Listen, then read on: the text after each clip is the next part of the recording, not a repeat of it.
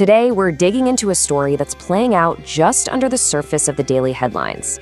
It's a story about a map, some pretty shocking documents that are decades old, and a question that's, well, deeply uncomfortable to ask. You've probably seen this map floating around online. It shows an Israel that stretches all the way from the Nile River in Egypt to the Euphrates in what's now Iraq. And in this version of the Middle East, there is no Palestine. Lebanon, Syria, Jordan, they're all carved up or basically gone. It's a wild image, right? And most people just write it off as some fringe conspiracy theory. But what if the ideas behind it were actually a lot more serious than just internet chatter? And that really gets us to the heart of it, to that uncomfortable question we're looking at today. Is all the chaos we're seeing across the region just a string of bad luck and separate crises? Or could it be connected to a plan, a blueprint actually written down decades ago? The source material we're diving into makes a really powerful case that it's the second one. Okay, let's get into it. So to really wrap our heads around this, we're going to break this investigation into 5 parts. We'll kick things off with what's at stake right now, then we'll uncover these foundational documents. After that, we'll look for a pattern of collapse in the region, dig into the ideological fight for one of the holiest sites on Earth, and finally, we'll ask the big one. Is this all by design or just one massive coincidence? To really understand why this all matters so much right now, the source material asks us to imagine a hypothetical scenario. It's set in the near future and it's totally plausible. Now, this isn't a prediction, just to be clear. Think of it more as an illustration of where things could be headed, based on the logic of the documents we're about to look at.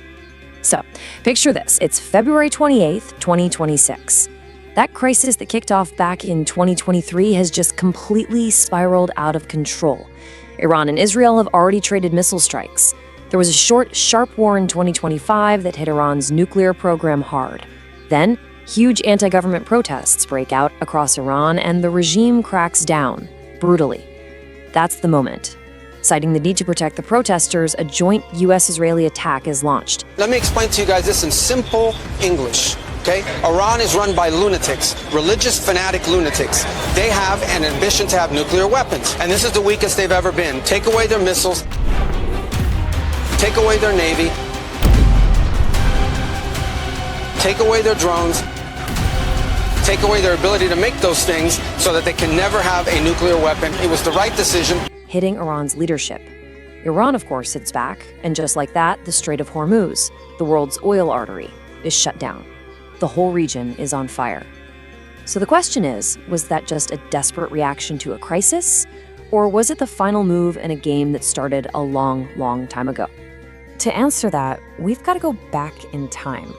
We're going to look at 2 key strategic papers. And these aren't some secret leaked cables. They were published right out in the open. And according to the analysis we're citing, they lay out the very strategy that we might just be seeing play out today.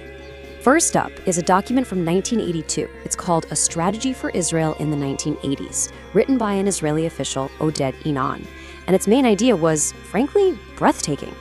It said that for Israel to be truly secure, all of its Arab neighbors had to be broken apart, not just defeated in a war, but completely dissolved, fragmented along ethnic and religious lines into tiny, weak little states that could never, ever team up and pose a real threat.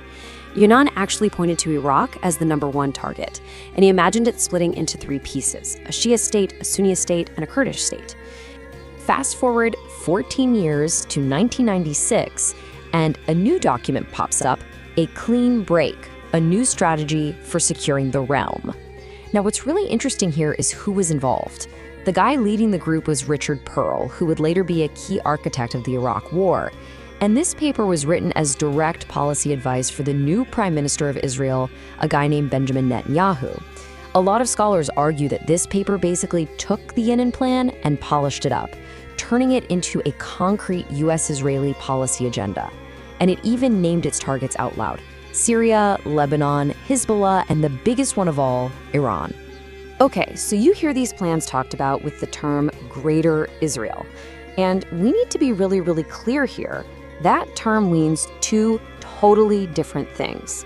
On one hand, you've got a theological idea, a religious concept that's based on a biblical promise of land stretching from the Nile to the Euphrates. But then there's a completely different meaning, a geopolitical one.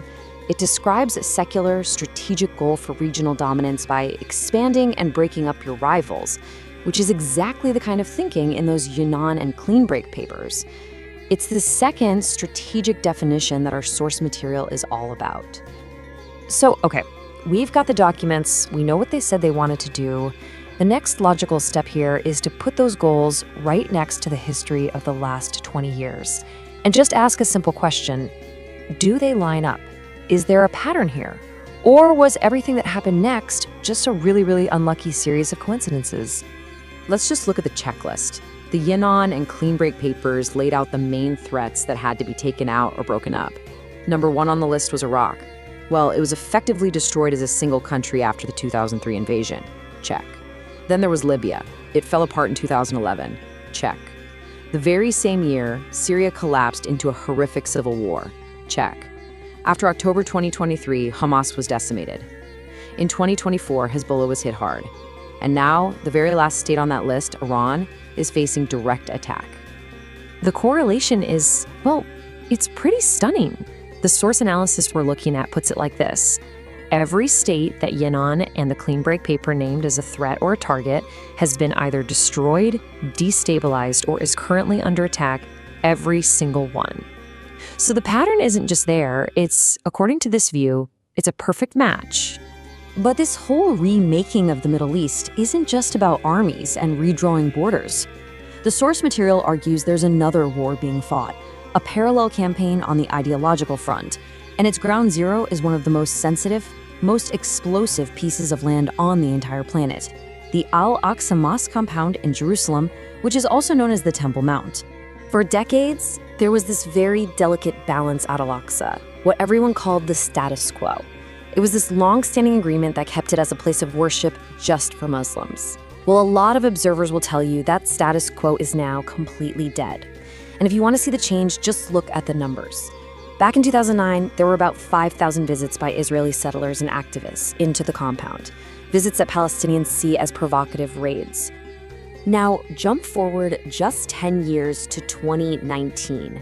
That number didn't just go up, it skyrocketed to over 30,000 a year. These visits went from being rare, shocking events to organized, almost daily occurrences. And since the latest conflict started, Israeli forces had had nearly total control over the mosque, completely changing the reality on the ground. And look, this isn't happening in a vacuum. It's all happening as the Third Temple movement is on the rise. These are groups whose whole mission is to rebuild the ancient Jewish temple right where Al-Aqsa and the Dome of the Rock are standing today. And this isn't just some abstract dream. We're talking about real, physical preparations. The Temple Institute is actually making the ritual vessels. They've built architectural models. They are actively training priests. They're even trying to breed a genetically pure red heifer, which is a requirement for purification in biblical texts. And this has all gone mainstream, with a member of Netanyahu's own party proposing to formally divide the Al-Aqsa compound. The group that actually administers Al-Aqsa, the Islamic Waqf, doesn't see this as a bunch of random incidents. They see a deliberate strategy. A source from inside the Waqf put it this way: it is a comprehensive Judaization project aimed at imposing full Israeli sovereignty over the mosque, a plan that is racing against time before the imposed reality becomes irreversible. So here we are at the final part of our investigation. We've looked at the geopolitical blueprint. We've seen the pattern of states falling apart. And we've seen the ideological push happening at exactly the same time. It's time to put all the pieces on the table and see what kind of picture they make. This slide really brings it all together.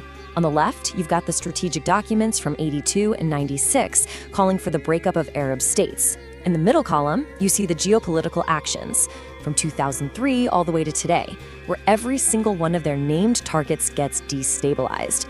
And then on the right, you have the ideological front, where the long-standing status quo at Al-Aqsa is systematically taken apart. You see it? 3 parallel tracks all heading in the exact same direction, according to the sources we've looked at. So this all leads us to the biggest question of all. Is this some 40-year centrally planned grand design? Or is it more of an opportunistic strategy? You know, a shared goal that different leaders have pushed forward over the years. taking advantage of crises as they pop up. The crucial point here is that while people will fiercely debate the cause, the pattern itself is pretty hard to deny.